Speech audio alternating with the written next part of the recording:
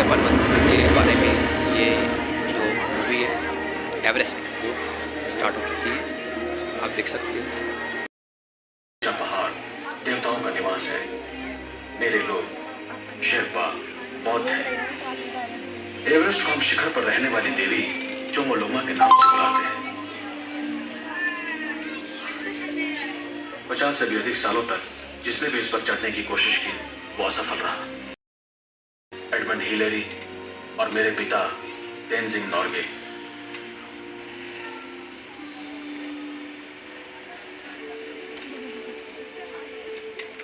जब मैं चलने से स्वयं को बचा सकते हैं।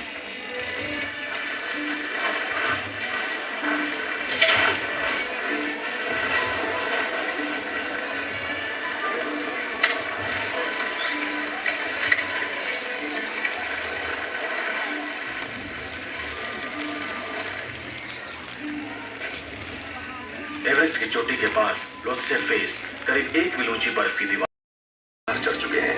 वो हर रोज अभ्यास करते हैं, यूटा में छुट्टी बिताते समय भी। मैं अपने साथ एक कुशल आरोहियों का दल लाया हूँ जो एवरेस्ट के भूगर्भ का अध्ययन करने वाले वैज्ञानिकों की मदद करेंगे। इस साल मेरी मंगेतर पौला बेस कैंप की मैनेजर होगी। वर्कआउट कहती हूँ और वो कहता है वार्म अप।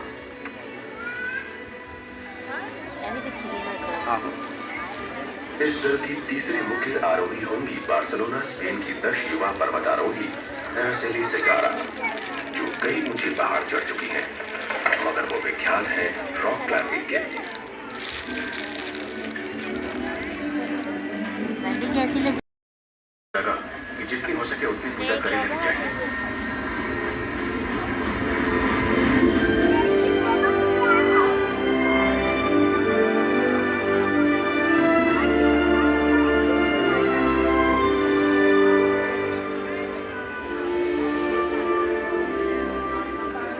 सामान ढोने वाला ये हेलीकॉप्टर बेस कैंप की ऊंचाई तक नहीं जा सकता, मगर 9000 फीट तक तो ले ही जाएगा।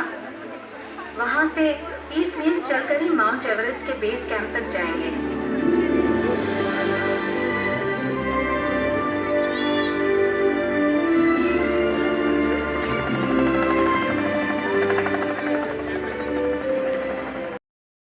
पहाड़ों को 5 मील ऊंचा बना देती हैं, भयानक भूकंप का कारण भी बन जाती हैं। खुमजुम जैसे गांव में कुछ ही मकान ऐसे बने हैं जो इन झटकों को सह सकते हैं। हम भूकंप की भविष्यवाणी नहीं कर सकते, पर यदि हमारा दल एवरेस्ट के ऊपर जीपीएस माप लेने में सफल हुआ तो हमारे आंकड़े और भी सही हो जाएंगे। तैयार हो जाता है, जिसे जलवायु के अनुकूल बनना कहते हैं। खून की लाल कोशिकाओं की संख्या दुगनी हो जाती है ताकि वो अधिक मात्रा में ऑक्सीजन जमा कर सके। 29,000 फीट की ऊंचाई पर किसी का जिंदा रहना ही एक अद्भुत उपलब्धि लगती है। अगर किसी को समुद्र तट से सीधे एवरेस्ट की चोटी पर ले जाया जाए तो कुछ मिनटों में ही वो बेहोश हो जाएगा और फिर जल्दी ही दम तोड़ देगा।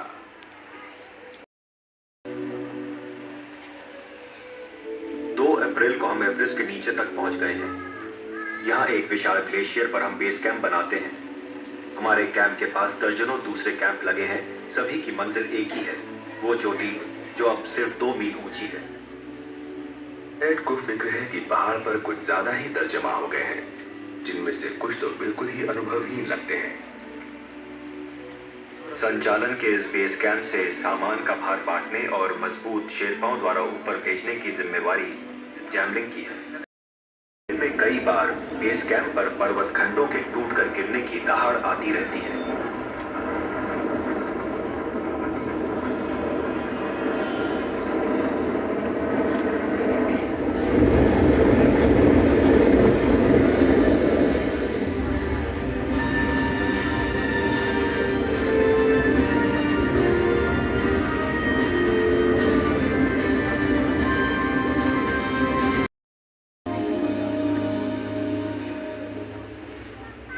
हिमप्रपात 500 फीट गहरी जमीन नदी की तरह है, जो करीब 4 फीट प्रतिदिन के हिसाब से नीचे खिसकती है।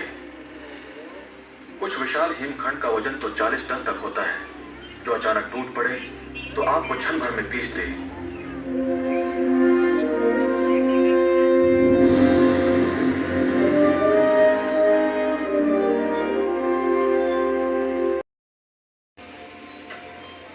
कहते हैं कि अगर आप इसमें गिरे तो सीधे अमेरिका पहुंच जाएंगे।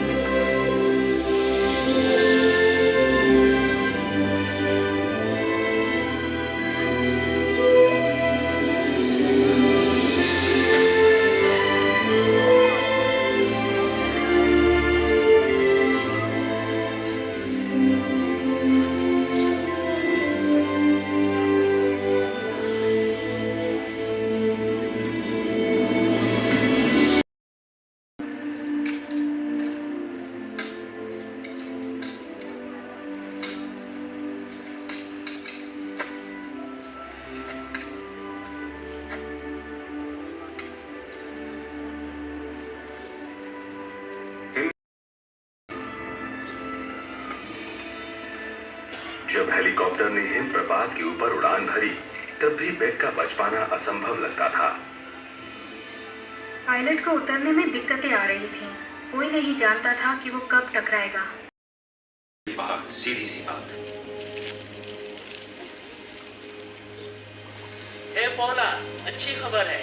लगता है मैं पूरी टीम को दक्षिणी शिखर पर देख रहा हूँ। ओवर। मनुष्य का शरीर इस ऊंचाई पर जीने के लिए नहीं बना। वो चीखता है कि मुड़ो और वापस जाओ। उसे अच्छी तरह पता है कि एक गलत फैसला और मौत। अपने ही एक पैर को दूसरे के आगे बढ़ाने के लिए मुझे अपनी सारी ताकत और ध्यान लगाना पड़ रहा था। लक्ष्य पूरा कर लूंगा।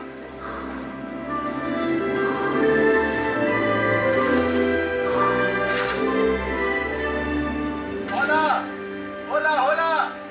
मैंने पौला को रेडियो किया और बताया कि मैं सफल हो गया हूँ। कॉपी कर लो। मगर बिना ऑक्सीजन, एरासिली और जैमलिंग के इंतजार में मुझे ठंड जकड़ने लगी थी। नीचे उतरते समय उनसे मिला। तब एक चोटी से उतरा और हमसे गले मिला। उसने कहा कि चोटी दूर नहीं है।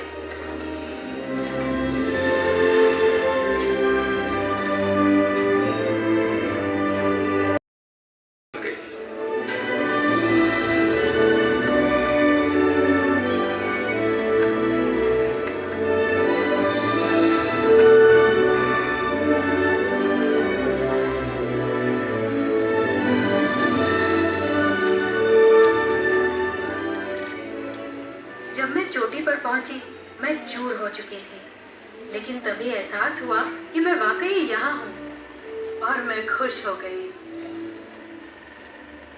मुझे विश्वास था कि मैं चोटी से आधी दुनिया देख रही थी।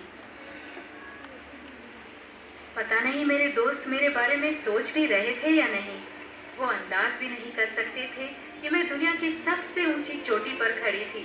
मैं चिल्लाकर कहना चाहती थी, मैं ठीक हूँ, मैं जीत गई।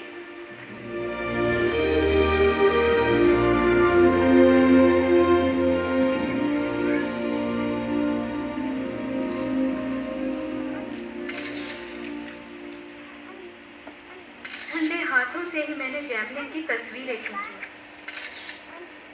यहाँ पहुँचने के लिए उसने बहुत मेहनत की थी। मैं उसके लिए बेहद खुश थी।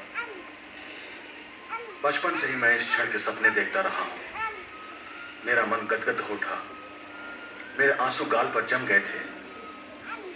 मैंने वहां आदरणीय पूज्य दलाई लामा की तस्वीर के साथ अपने स्वर्गवासी माता पिता की तस्वीरें भी छोड़ी और एक छोटा सा खिलौना भी, जिसे मेरी 10 महीने की बेटी ने मुझे दिया था। साथ में संसार की देवी मां चोमोलुंगमा के लिए प्रार्थना ध्वज भी।